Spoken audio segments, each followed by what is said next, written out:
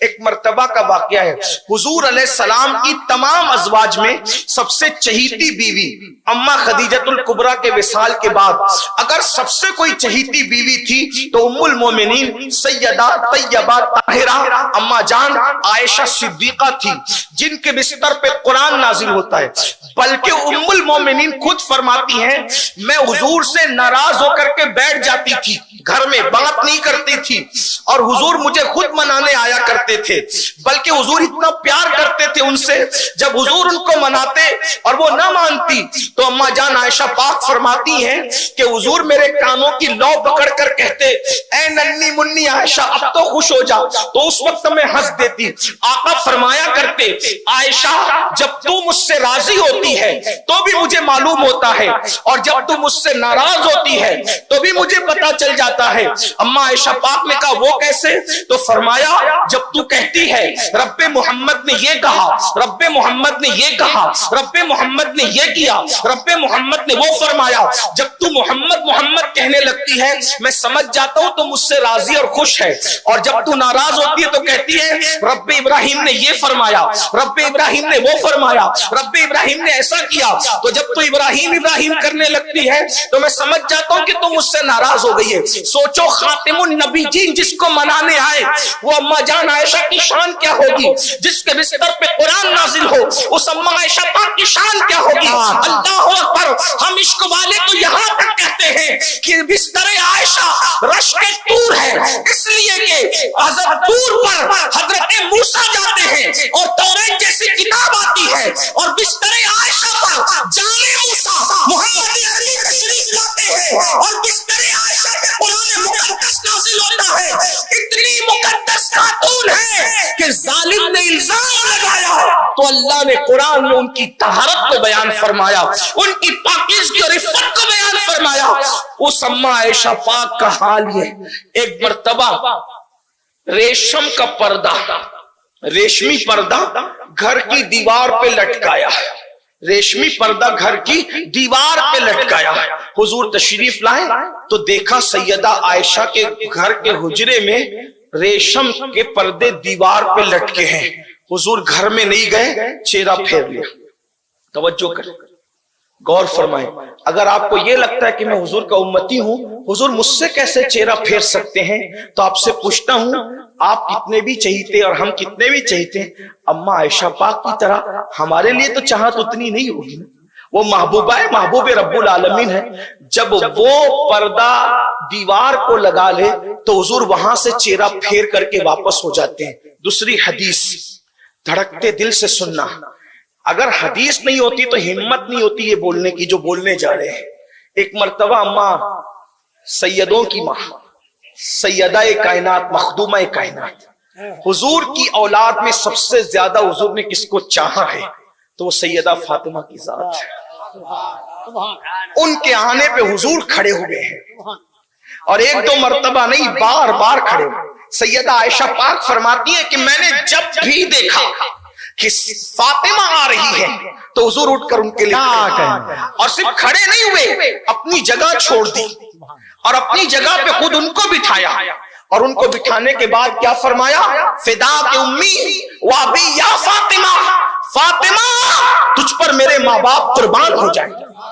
حضور اپنے ماں باپ جس پہ قربان کرے وہ سیدہ فاطمہ الزہرا ہے، اور فرمایا میں نے اپنی بیٹی کا نام، بخاری شریف کی حدیث ہے، میں نے اپنی بیٹی کا نام فاطمہ اس لیے رکھا کہ فاطمہ پر بھی جہنم حرام ہے، اور جو فاطمہ سے محبت کرے اس پر بھی جہنم حرام ہے۔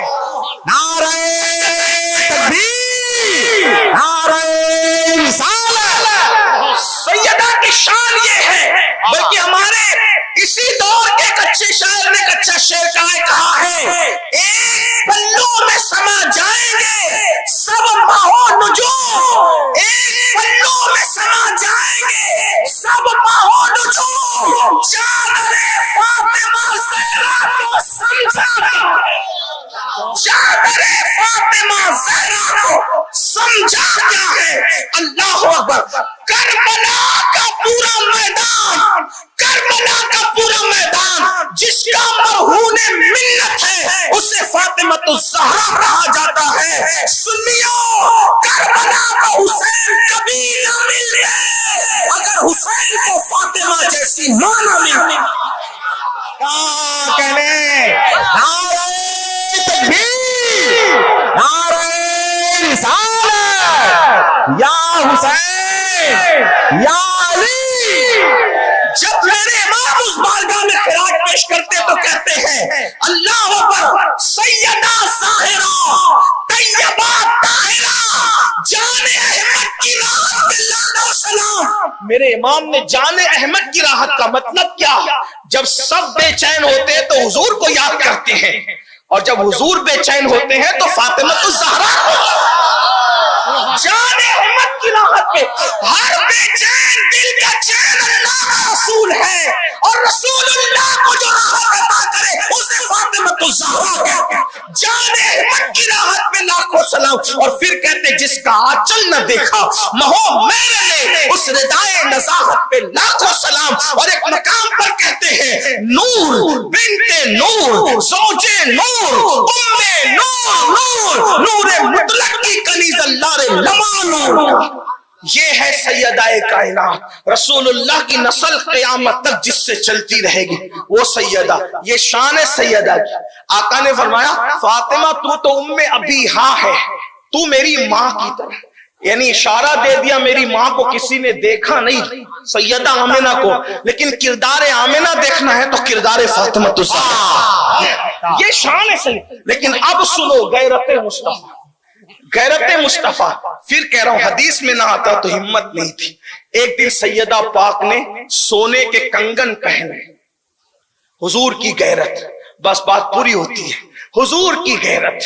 سیدہ نے سونے کے کنگن پہنے. سونا عورت کے لیے حلال ہے، جائز، صحیح ہے. عورت اگر سر کے بال سے لے کے پیر کے ناخن تک سونے میں لگ جائے منع ہے؟ بالکل منع نہیں، جائز بالکل. تو سب کی بیٹیوں کے بچیوں کے بیویوں کے لیے سونا حلال ہے، حضور کے گھر والوں کے لیے بھی ہے. لیکن پہن لیا سیدہ نے سونے کا کنگن. اللہ کے رسول ملنے کے لیے آئے، سیدہ کے ہاتھ میں سونے کا کنگن دیکھا، منہ پھیر لیا اللہ، اور منہ پھیر کر چلے گئے. توجہ کرنا سنیو، میں اور بہنیں تو آپ کی بھی کس کے گھر سے منہ پھیر کے جا رہے ہیں؟ کس کے گھر سے؟ بدعتوں منی فرمایا میرے جگر کا ٹکڑا. یہ کسی کے لیے نہیں فرمایا، کائنات میں کسی کے لیے نہیں کہا میرے جگر کا ٹکڑا. ایک ہی ذات ہے جسے سیدہ فاطمہ کہتے ہیں. حضور نظر پھیر کر چہرہ پھیر کر جائے. حرام کام سیدہ حرام کام تو نہیں کر سکتی، حرام کام تو نہیں کر سکتی نا. بدعائے مصطفیٰ ہے، معصوم نہیں ہے لیکن محفوظ ضرور ہے نا. مگر حضور نے کیا کیا؟ چہرہ پھیر لیا. سیدہ رو پڑی، بابا چہرہ پھیر کے کیوں واپس چلے گئے؟ مزاج جانتی تھی. اچھا یہ سونے کے کنگن حرام نہیں تھے، ناجائز نہیں تھے، مکروہ بھی نہیں تھے، بدعائے مصطفیٰ کے شایان شان نہ تھے.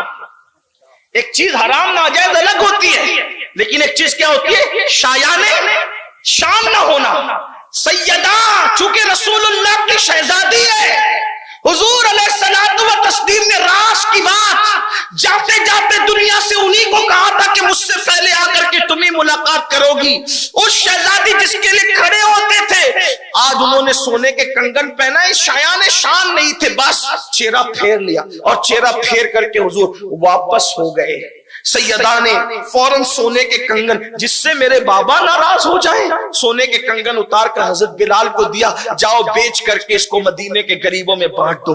تھوڑی دیر کے بعد حضور پھر تشریف لائے تو کنگن نہیں تھے. بابا کیوں آپ واپس چلے گئے؟ چہرہ پھیر کے فرمایا میں یہ چاہتا ہوں کہ میری شہزادی میرے نقش قدم پر ہو. نبی کے گھر والوں کو کب زیب دیتا ہے کہ وہ سونا اور چاندی پہنے، اس لیے واپس. اب آپ سے پوچھنا چاہتا ہوں، اتنی چہیتی ہستیوں سے حرام کام نہیں ہوا، ناجائز کام نہیں ہوا، خطا نہیں ہوئی، گناہ نہیں ہوا، صرف شایان شان کام نہ تھا تو حضور نے ان سے چہرہ پھیر لیا. جب اتنے چہیتوں سے اتنی نزاکت ہے مزاج میں کہ ایک کام شایان شان نہیں ہوتا تو حضور رخ پھیر لیتے ہیں. تو بتاؤ مسلمانوں، آج اپنی راتیں کیسی گزرتی ہے؟ جو فجر کی نماز میں سوتا پڑا رہتا ہو، جو جوا کھیلتا ہو، جو شراب پیتا ہو، جو عورتوں کے ساتھ ناجائز تعلقات قائم کرتا ہو، پھر حضور اس کو پیار سے کیسے دیکھتے ہوں گے؟ کیا اس سے بھی چہرہ نہ پھیر لیتے ہوں گے؟ اور یہ تو دنیا ہے، دنیا. دو بچے لڑ رہے تھے، آپس میں ایک دوسرے کو گالی دے رہے تھے، آپس میں ایک دوسرے کو گالی دے رہے تھے. ایک بچہ پڑوسی کا تھا جس سے آپ کا کوئی رشتہ نہ تھا، ایک بچہ آپ کا خود کا تھا. اگر آپ واقعی شریف ہیں، دونوں بچے گالی دے رہے ہیں، تماچا کس کو ماریں گے؟ پڑوسی کے بچے کو یا خود کے بچے کو؟ اپنے بچے کو، کیونکہ یہ اپنا ہے. اپنوں کے لیے ہی غیرت ہوتی ہے. دوسری مثال بھونڈی ہے، معاف کر دینا.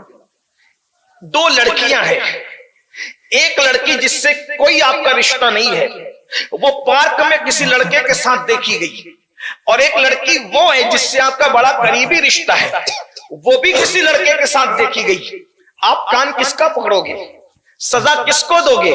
اگر آپ واقعی شریف ہیں تو بولو، آپ جس لڑکی سے، آپ کا جس بیٹی سے آپ کا رشتہ ہے، اسی کو آپ مارو گے، اسی کو سزا دو گے، اسی کو تنبیہ کرو گے. مطلب کیا؟